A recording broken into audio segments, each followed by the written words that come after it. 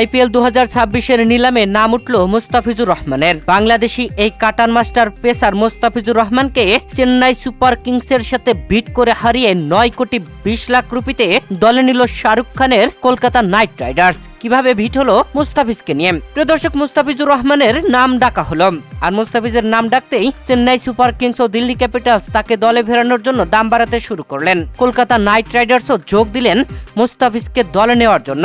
নিলামে এক পর্যায়ে অন্যান্য দলগুলো নিতে চাইল না, তবে চেন্নাই সুপার কিংস উঠে পড়ে লাগলো মুস্তাফিজকে দলে নেবে তারা। এদিকে চেন্নাই সুপার কিংস দাম বাড়াতেই উপস্থাপক বলছিল থামো। এদিকে কলকাতা নাইট রাইডার্স দিল ইশারা, সেই ইশারার পরে কলকাতা নাইট রাইডার্সকে দাম বাড়াতে বলা হলো, আর Kolkata Knight Riders Chennai Super কিংসের সাথে মুস্তাফিজকে দলে নিতে যেন বিট করতে শুরু করলো।